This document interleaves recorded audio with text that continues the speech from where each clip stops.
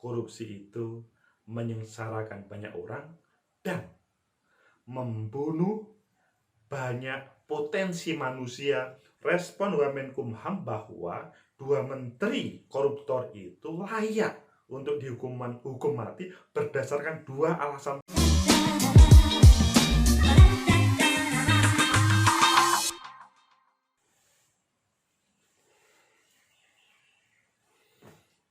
Assalamualaikum warahmatullahi wabarakatuh. Salam sejahtera untuk kita semua, saudara pecinta masa depan negeri.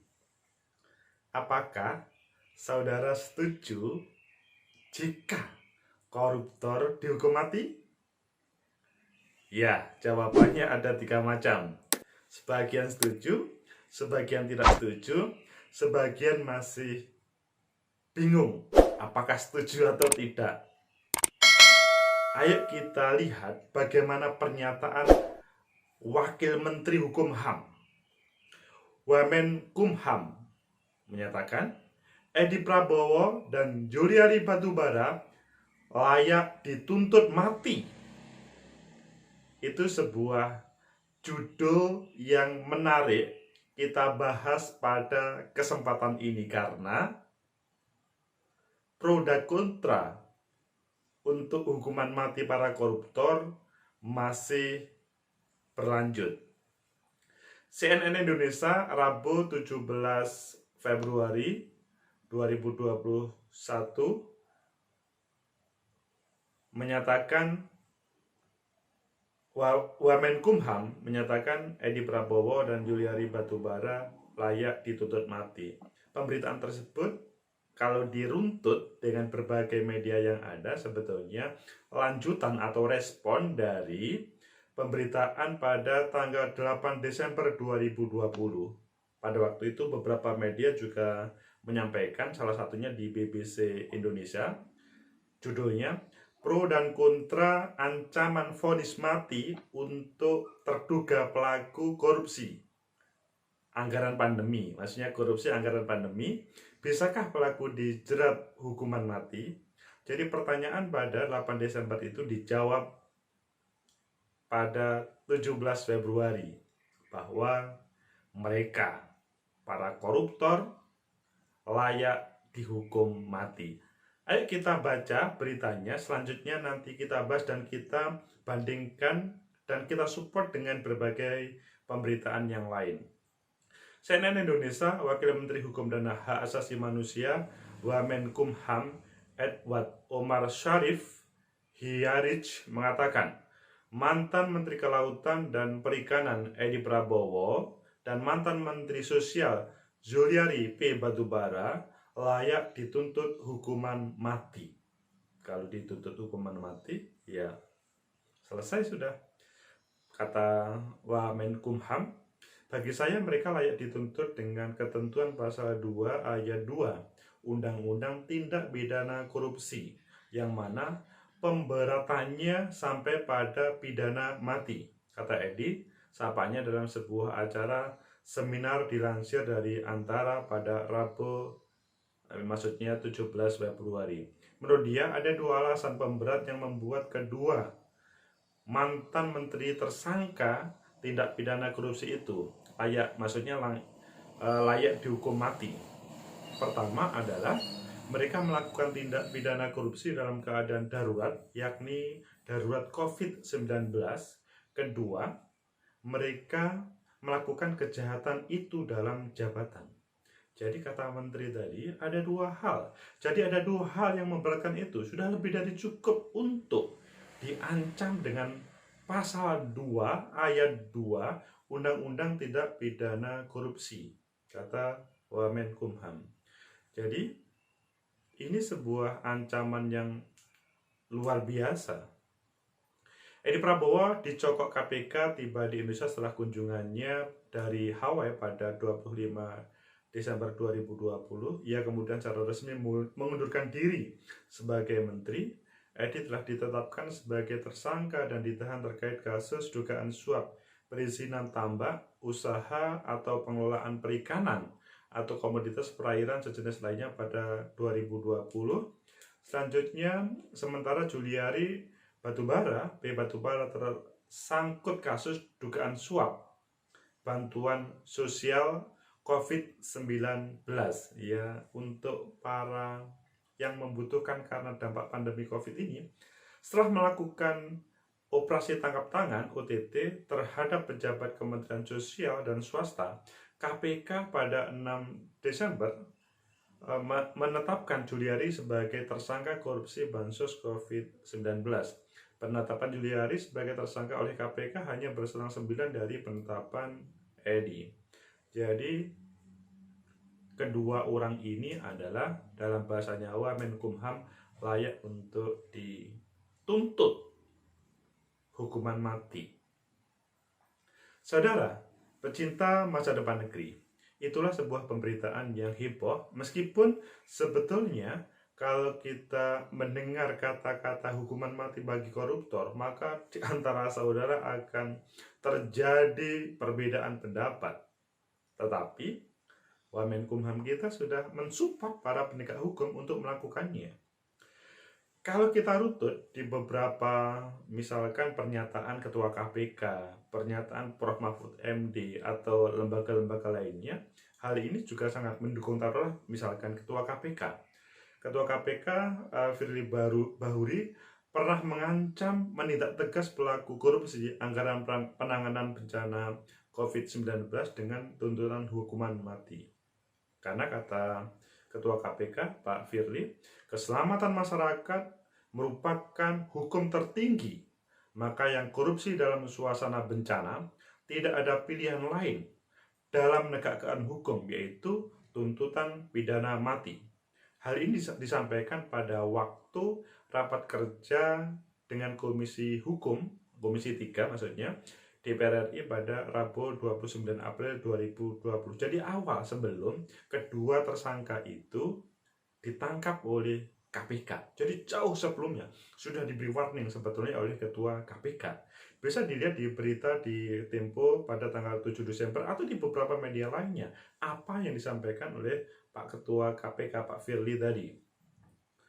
Juliari Batubara, kalau kita melihat 17 miliar yang menjadi bancaan bantuan sosial tersebut. Sebetulnya kita tidak ngomong kader siapa ya, yang pasti bahwa Pak Juliari Batubara adalah pada kesempatan ini ketika menjadi Menteri Sosial, itu adalah dia dicokok atau ditangkap oleh KPK karena pengembangan terkait dengan proses korupsi yang ada di Kementerian Sosial.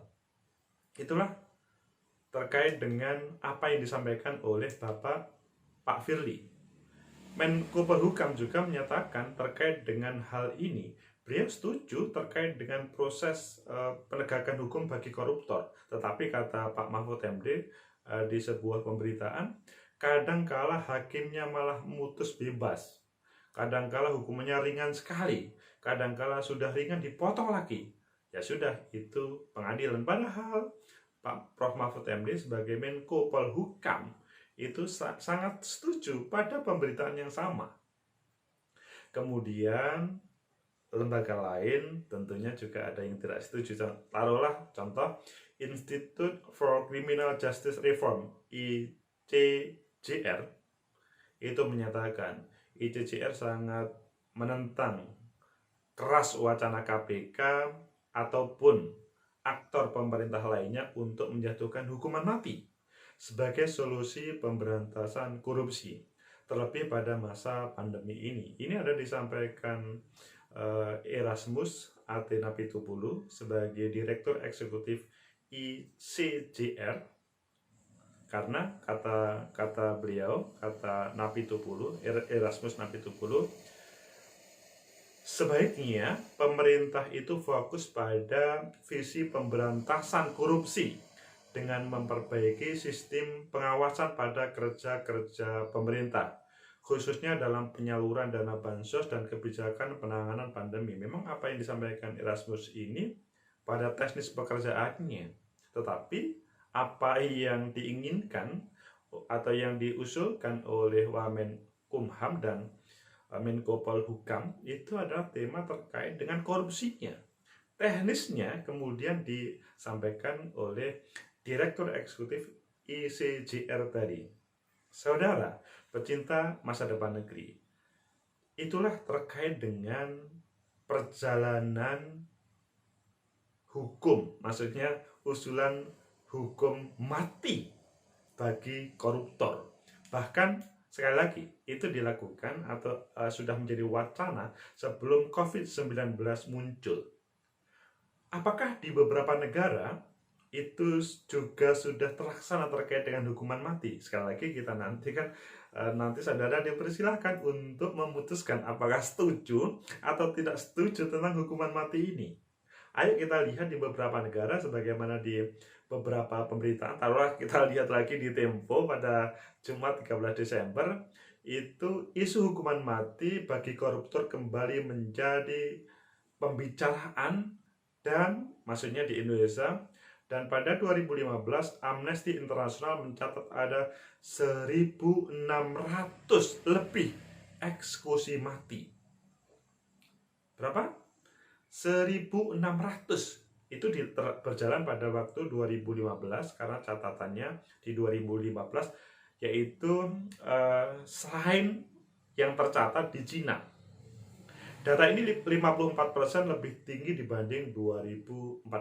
Jadi beberapa negara itu bersemangat untuk memberikan hukuman mati bagi para koruptor. Beberapa negara yang memberlakukan hukuman mati bagi koruptor atau kasus-kasus penyuapan itu yang terberitakan luas di Rappler mengutip laporan Death Penalty Database of the Cornell Center of Death Penalty Worldwide dikutip 11 Desember 2019. Jadi ini berbasis data tersebut.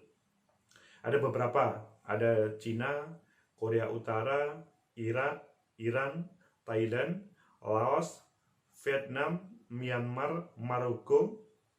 Kalau berbicara Indonesia masih ditolak, masih terjadi wacana yang sampai hari ini belum selesai. Yang pada pemberitaan atau yang kita bahas kita kali ini adalah usulan Wamenkumham. Bukan usulan sih sebetulnya, yang tepat itu adalah respon Wamenkumham bahwa 2 menteri koruptor itu layak untuk dihukum mati berdasarkan 2 alasan tadi. Dalam suasana COVID dan dia sebagai pejabat negara. Itu kata Wamenkumham sesuai dengan Undang-Undang Tipikor. Meskipun kalau kita melihat di Komnas HAM, dia mengatakan hak asasi manusia itu adalah hak absolut, maksudnya hak untuk hidup, hak untuk tidak boleh dibunuh, dimatikan, itu adalah hak absolut, maka tidak boleh untuk dihukum mati. Itu Komnas HAM. Sehingga saudara, terjadi perbedaan yang menarik untuk saudara tidak cukup diskusikan, wacanakan, tetapi selanjutnya saudara segera mengambil kesimpulan. Sebaiknya negara kita itu diperbolehkan atau tidak terkait dengan hukuman mati tersebut. Di elit sebagian sudah setuju, tetapi sebagian memang belum.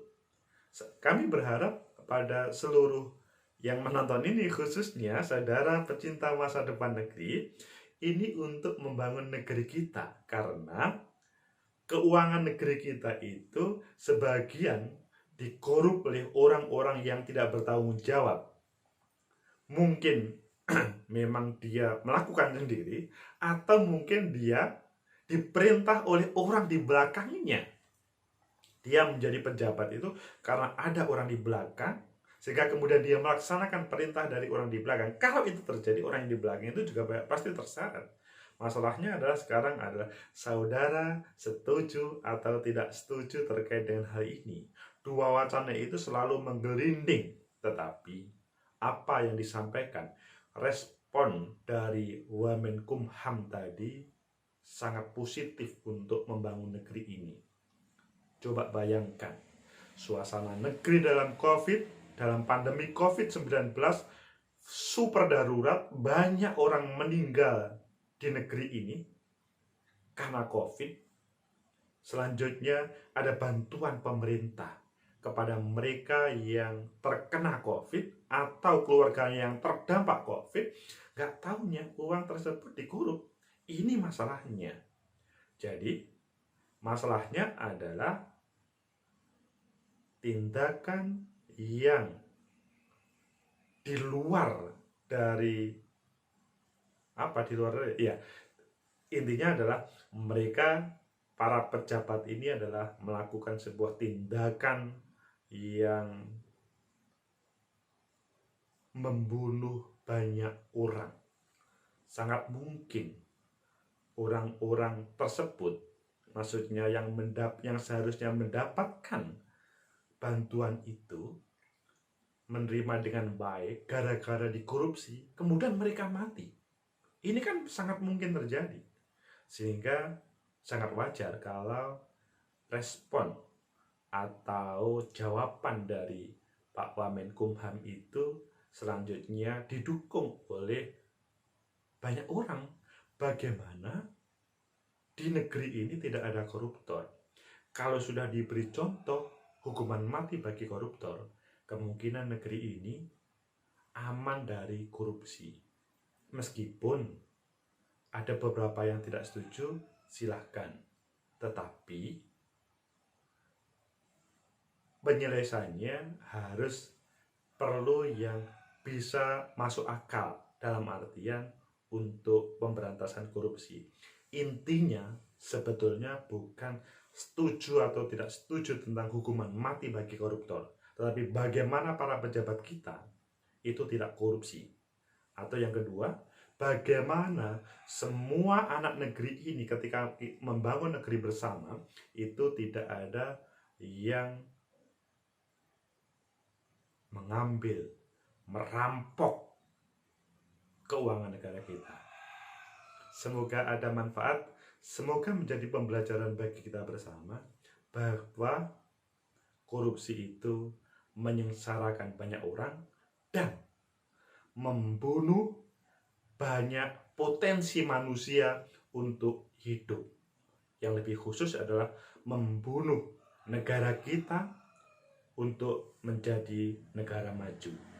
Semoga bermanfaat. Like, subscribe, comment, and share. Sampai jumpa.